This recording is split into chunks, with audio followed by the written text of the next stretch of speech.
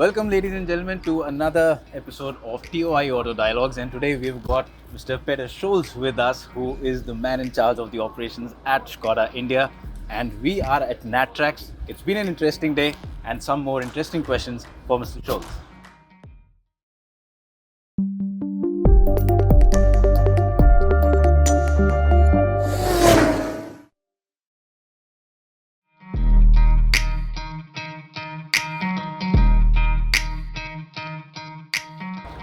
So thank you so much, Mr. Solc, for joining us for this conversation today. And Nice to have you again here. pleasure. And these stars that we see here, well, of course, you have got the best possible rating for both of your cars in India. Now, the first question I want to ask is, now you've been in India for a long time. You've seen how this market has grown, your consumers, their priorities. So every consumer, they have priorities. For someone, design is at the top. For someone, it's the power.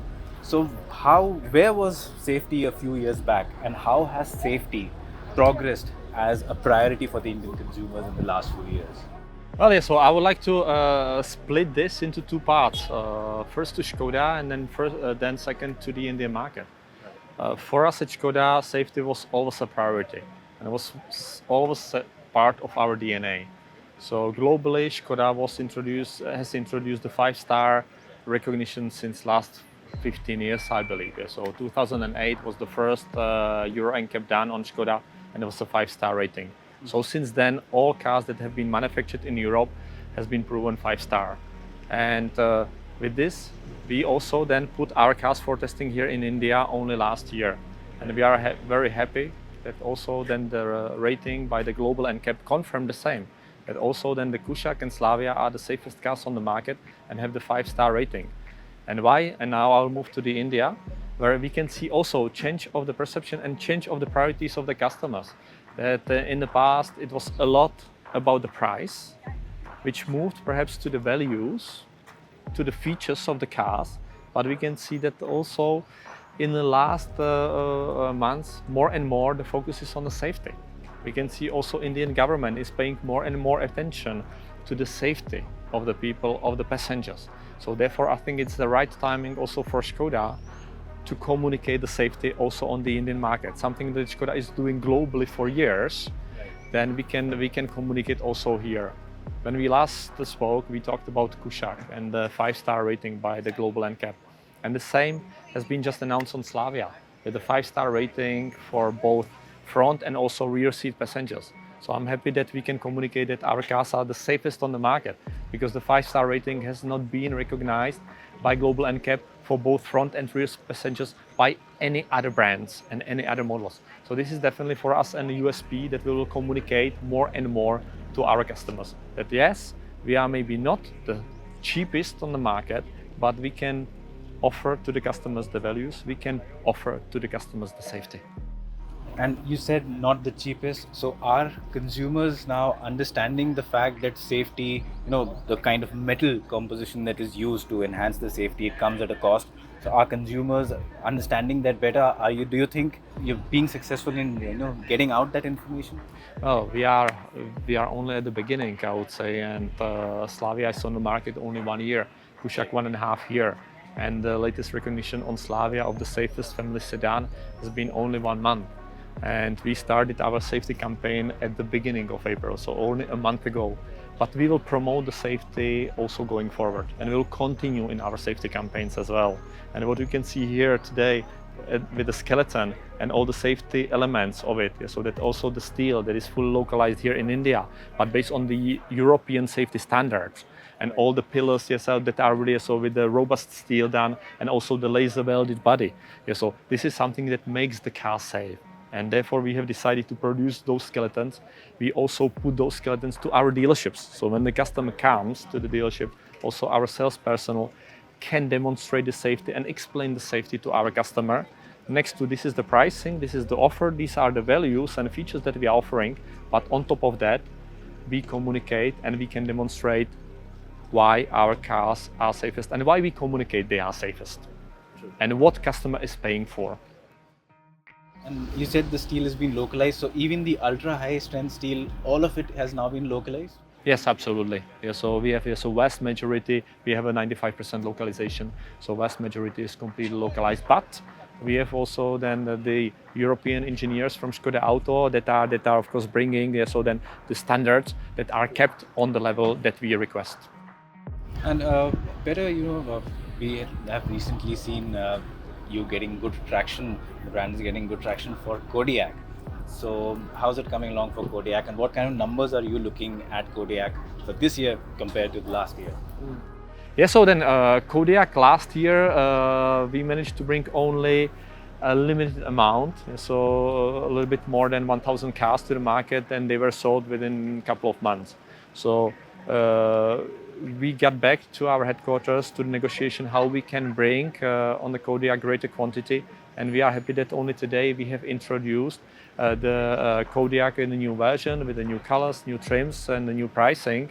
And we can say that we are bringing more than double the volume to what we brought last year.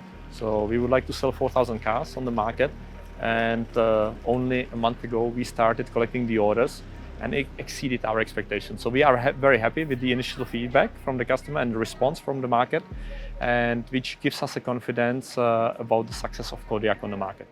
So you're saying 4,000 cars in this financial year? Yes, And that will be twice of the last financial year. more than double. More than double. Right. And what happens to the Superb and the Octavia? I mean, especially these cars have had a long history in India. So what happens to these cars now? Can we expect to see them back?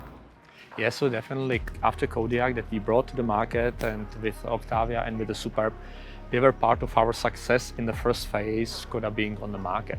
And Octavia's bread and butter. And we brought also some special editions of the Octavia RS, and it was loved by the customers. So, and we are thinking how to bring them. We know why we can't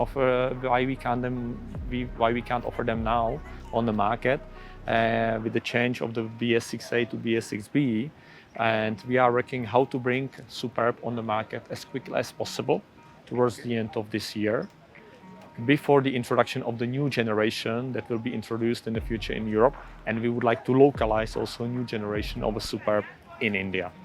And that would probably be around what time? Maybe like end of next year? Yeah, that's the plan for the introduction in Europe, and right after that to bring also localization of the car to India. But also in the interim period, to bridge the gap, we would like to bring then some units from Europe to communicate to the market still existence of the Superb in India. This is important for us, and what we have mentioned about Octavia, of course we are aware that this product was popular, and we could see it also now in the last phase how quickly we sold the remaining units that we had. And we don't give up, and we are thinking if the potential will be there and we see a good business case on the car, then after introduction of Superb, why not to bring then also Octavia. And Peter, what kind of numbers are you looking at for this year with the Slavia and the Kushaq? Well, last year we sold more than 50,000 cars on the market, which was more than double to previous year, because we introduced the cars. Now this year we have a completely full year in front of us with these cars on the market. And now also with the new campaign focusing on the safety, hopefully with also greater availability also of the semiconductors and chips, we are aiming for double-digit growth of the volume versus the previous year. And do you think in terms of the semiconductors, is the worst behind us, or do you expect some more? I would love to say yes to this, but we look step by step. And at least what we can see, then in the next couple of months, the supply seems to be back, which we are very happy about, which will definitely reduce our lead times on the cars. And if this is a long term, only time will show, because the last 2 years were quite challenging, and there was some unexpected news that we were not hoping for. So hopefully the supply will be back. At least for the next couple of months, we can see that we have a stable supply. And Peter, what's happening next in terms of the EVs? And of course, you've been working on Enyaq. So if you can tell our viewers, by when can we expect the car to hit the market? So for the Enyaq, that is already offered in Europe, plus also in the first couple of overseas markets. We would like to bring it as quickly as possible, and of course talking as quickly as possible within the current fiscal year, so towards the end of 23-24 fiscal year. That's our ambition. We already have a couple of units for the internal testing in India, and we would like to bring a couple of hundred units to the market to test the market, see how is the response also from the consumers. And if we see a good response, then we'll be thinking about the next steps in the EV as well. And like for the MQB, you have the A0iN platform, which is the Indian version. Do you think that going forward for the MEB also, not right now, but maybe in the medium to long term, will an Indian version be required, or will the MEB be able to spawn something? Yeah, so and you could see the global news last week what was announced by Skoda board in Mladá Boleslav in the Czech Republic that Skoda will be bringing 6 EV models globally by 2026. And India is for Skoda the third biggest market and the biggest market out of Europe. So also Skoda headquarters understands the EV potential that might be in India. And if the market grows towards 5 million cars in the foreseeable future and EV develops positively, then also Skoda will be looking at how to penetrate this market potential of the EV here. So Enyaq would be only the first step as a fully built unit to test the market, but the next logical step to be approachable and also then price affordable would be to localize the car. And Petr, with the Slavia and the Kushaq, you had good success, but what next? I mean, of course, Enyaq you spoke about, but these are all high value models, not volume models. What next can we expect in terms of volume model for India? What are your plans for that? So in terms of the ICE, definitely we have our plans to expand, and we can see that some of these segments are growing faster than the others, and we are focusing on extending our product range in the localized cars, plus also in the parts and components. So, and as I've already talked about Superb and potentially Octavia next to Kodiak, the same here. So we have a Kushaq, we have Slavia, and we are looking at the potential also with additional car to come to the market in the foreseeable future within the next 2 years. Right. And just one more question, Petr. Some of your rivals, there are different strategies for every rival. Some of your rivals are taking the path of ICE to hybrid and then electrification. Some are going directly to BEVs, some are using CNG, ethanol, mix. It's a total mix. As a brand, what is the objective for Skoda? For Skoda, what will it be? From ICE to where? What? Yeah, so for us, and it's linked to also the announcement that I already mentioned a week ago about quite strong EV offensive for the future. So this is our direction. If we see that the market response is positive and the market is able to accept the EV, then we would like to go towards EV directly from the ICE. If we see it requires some pace and some time, we might be thinking about some other options. But at the moment, for our consideration is to invest to EV and to make a balance between the ICE models and EV models. But no focus on hybrids. Could be so, and we are offering EV models. We have it in a global portfolio at the moment, and it's offered in Europe and also in some non-European markets as a bridge between the ICE and time to market for electromobility. In India, again, depends on the speed. And if we see also government will be very open towards building the infrastructure, we will see also potentially some subsidies and some subventions towards electromobility and also the acceptance from the customers to go for electric cars, then we might be going directly. If we see that the curve is rather so than a slower pace, then we might be thinking about some interim step, how to use also the technology of hybrid that is developed for Skoda and can be used as an interim. But if the pace is quite fast, then our intention will be to bring EV models as quickly as possible to the market. Brilliant.